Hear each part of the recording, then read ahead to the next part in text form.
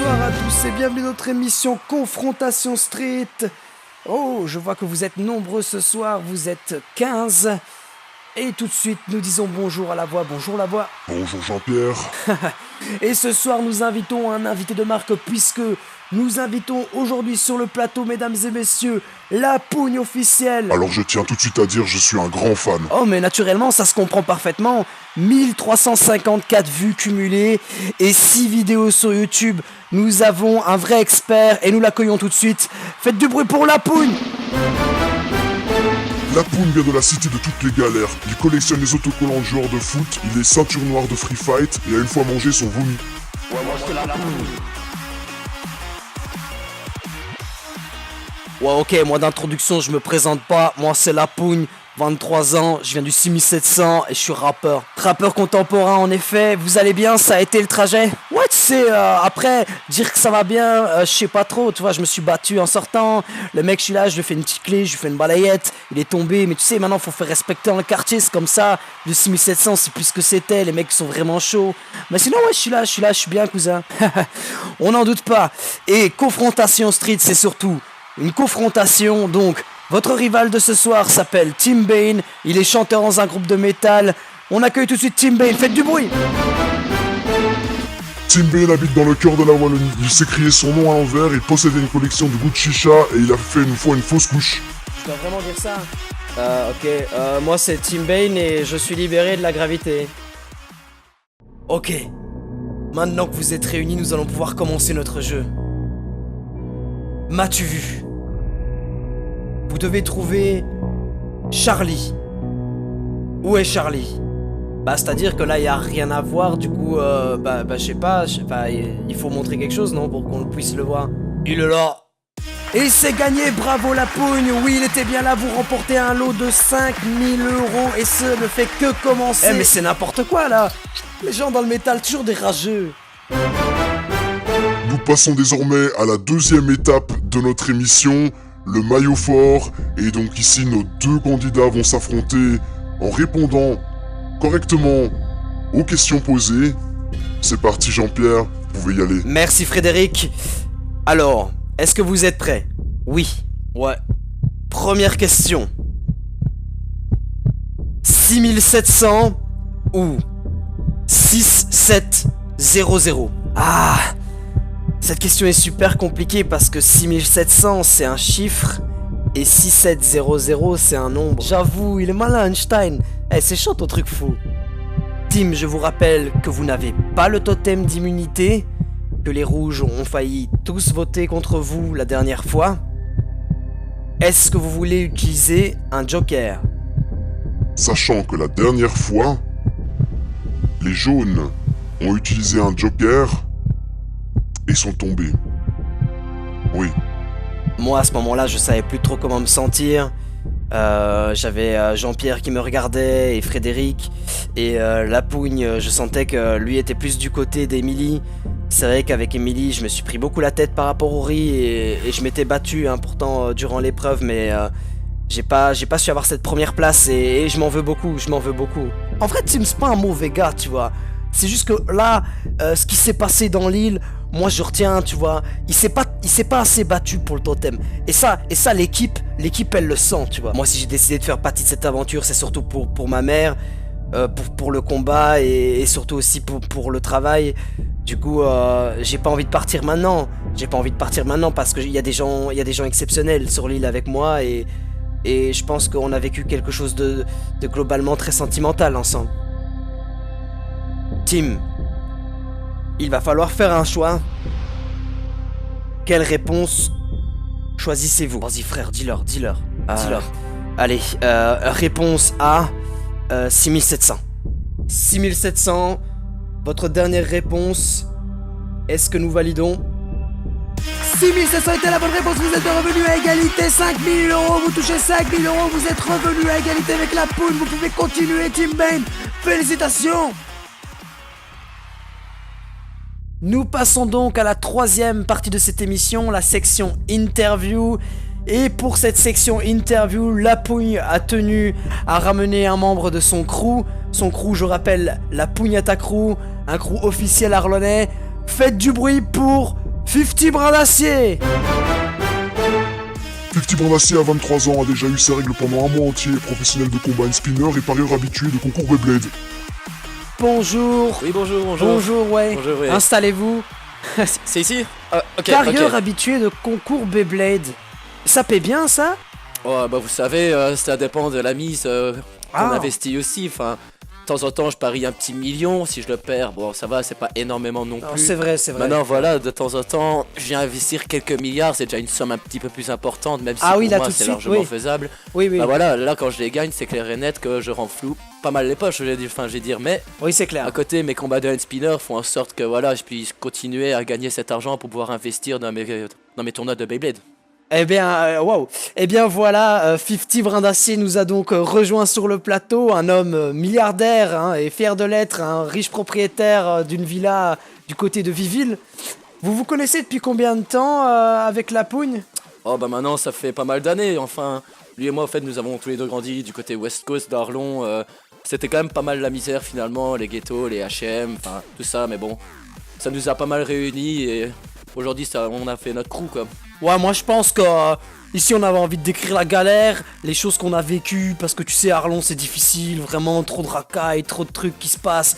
On avait besoin de décrire tout ça et du coup on s'est rassemblés, tu vois, la misère ça rassemble les gens, tu vois, c'est comme ça. Oui, j'en doute pas.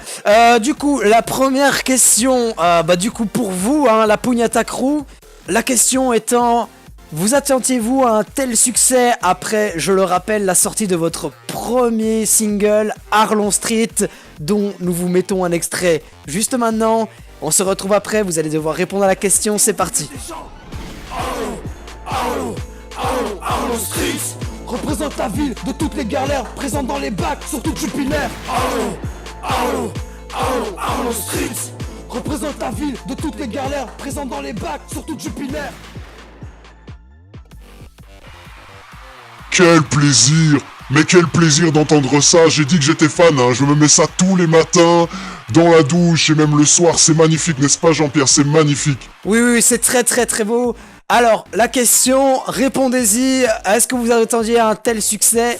Eh ben non, pas du tout en fait, pour des petits gars venant des cités comme nous, on était quand même pas mal étonnés que ça a atteint un tel public. La dernière fois qu'on a entendu notre son sur Nostalgie, ça nous a fait quand même pas mal plaisir. Enfin voilà quoi. Ouais, c'est vrai que ça faisait plaisir. Puis tu sais, moi je suis un mec, je regarde la nature, je regarde les arbres, je regarde comment l'herbe elle pousse, tu vois. Et puis je vois tout d'un coup le succès comme ça, je me dis...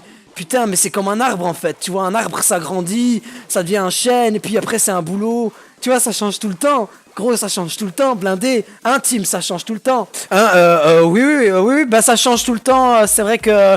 Bah, moi je pensais vraiment que vous alliez avoir du succès, hein. Quand j'ai entendu le son, je me suis directement dit c'est bien composé, la production est bonne, les mecs sont bons, le flow y est, donc forcément, en plus ça fait plaisir d'avoir des gens d'Arlon, donc voilà, enfin... Moi personnellement j'ai pas été choqué de votre succès les gars. Ah, merci, il est sympa le métalleux hein, en vrai, il est connu aussi hein lui. Il est connu aussi hein, qu'il est connu Ouais, d'office, hein, merci mec, ça fait plaisir d'avoir quand même des gens d'Arlon qui nous soutiennent finalement, un grand merci en tout cas. Mais d'ailleurs au final, une question que je me suis posée, de quoi parle cette chanson, la Pugnata Crew, Arlon Street? Ouais bah cette chanson là, elle parle de l'osmose, elle parle de rentrer en communication avec les autres êtres. Tu sais l'autre fois j'ai regardé un documentaire et ça parlait du fait que tu vois il y a des énergies, les différents chakras, il y a 7 trucs. Et du coup là ça parle vraiment de rentrer en communication avec différents esprits. Tu vois nous on est super croyants et franchement on s'est dit à un moment il faut parler aussi un petit peu de religion, il faut un petit peu rentrer dans le tas parce que les gens ils sont là, moi je crois un truc. Gros au final c'est l'osmose, Arlon c'est vraiment, je sais pas t'as le pollen, tu vois le pollen. Bah ça se divise, ça se crée, ça se procrée dans l'air et ça se, tu vois, ça se propage et c'est un peu comme nos sons au final, ça s'est propagé, j'ai pas compris et c'est de ça que parle cette chanson en gros. Bah ouais, comme disait la Pougne, effectivement, mais je pense qu'il a oublié de préciser que ça parlait un peu quand même de l'indépendance des chakras interplanétaires. En soi, c'est quand même important, on a essayé de pas mal appuyer sur ce point-là dans notre musique. Tim, la question suivante, que pensez-vous de la scène métal en Belgique? C'est bien ça. Eh bien, figurez-vous que moi je suis vraiment fier qu'on ait déjà cette belle scène métal en Belgique vachement variée. On a plein de groupes, tu as du folk, tu as du black, tu as vraiment plein de styles différents qui sont regroupés et qu'on puisse tous se rejoindre. Peut-être un petit peu déçu parfois que pas mal de personnes ne viennent pas et c'est un peu dommage, tu vois, quand tu fais des concerts qu'il n'y a pas beaucoup de gens, mais bon voilà, c'est comme ça, il faut pas hésiter à supporter la scène locale, n'hésitez pas à partager vos groupes préférés, c'est important, donnez-leur de la visibilité, soyez fiers de votre scène locale belge, voilà. Quand tu dis donner de la visibilité, là, j'ai pas trop compris quoi, genre les gens ils doivent prendre une lampe torche parce que tu vois pas dans la scène, c'est ça? Mais dans le métal vous avez pas de lumière en fait quand ils font les concerts, les mecs ils ont pas de lumière, c'est ça? Des gars, rapportez des lampes torches, faites quelque chose, achetez un peu de lumière pour les gens qui font le métal là. Bah ouais, moi ça me rappelle pas mal quand on avait fait notre grosse date à l'entrepôt, 3 millions de personnes je crois ce soir-là. Et qu'on a eu une coupure de courant, bah genre ils ont tous sorti leur téléphone, ils ont allumé leur lampe torche pour continuer à nous voir quoi. Oui, je me souviens, j'étais là à cette date-là. Je faisais partie d'ailleurs dans le public de ceux qui avaient allumé leur téléphone. Ouais. Mais attendez, c'est impossible, 3 millions de personnes dans l'entrepôt, qu'est-ce que vous me racontez là? Ah, les gens dans le métal, mais non, hein, peut-être pas dans la scène, hein. Il y avait des télés un peu partout dans Arlon, ils s'étaient diffusés, que ce soit dans l'East Coast ou dans la West Coast, c'était un petit peu diffusé partout. Hein. La Pugnata, nous avons une autre question pour vous. Comment ça se fait que sur votre deuxième single à succès, à grand succès, Massacre de fruits, ce changement un petit peu brutal dans la musicalité, comment pouvez-vous nous expliquer ce choix? Ah bah voilà, on a voulu voir plus large parce que enfin voilà, notre première chanson Arlon Street visait vraiment le côté West Coast d'Arlon. Et on en avait un peu marre de ces guerres de clans, East Coast, West Coast, au final, pour nous Arlon, ça devrait être une grande famille, malheureusement, ce n'est pas toujours le cas. Et voilà, on a voulu toucher un peu aussi le côté East Coast. Ah oui, on peut comprendre, hein, d'ailleurs on revient là-dessus, des événements tragiques finalement en 2005, où de grosses guerres de clans entre l'East Coast et la West Coast avaient fait parler, hein, même passé à la BBC News, on s'en souvient très bien. Ouais, nous on trouve ça un peu triste et on s'est dit que là maintenant il fallait un petit peu représenter les deux côtés d'Arlon, essayer de voir plus large et rassembler un petit peu les deux différences pour ne faire qu'un finalement, une force, un même Arlon et une puissance absolue, tu vois. Et d'ailleurs, si je ne me trompe pas, dans votre crew, vous avez un membre de l'East Coast, n'est-ce pas? Est-ce que cela, au final, ne représente pas la diversité de votre groupe? Ah bah oui, Danae Zimoni, elle vient du côté East Coast de base, c'est elle qui nous a ouvert pas mal les yeux sur ce côté-là, parce que bon, moi-même, 50 Bras d'Acier, La Pougne, JJ La Malice et Patacho, nous venons tous du côté West Coast, du coup on n'avait jamais traîné dans ces coins-là, on connaissait pas vraiment.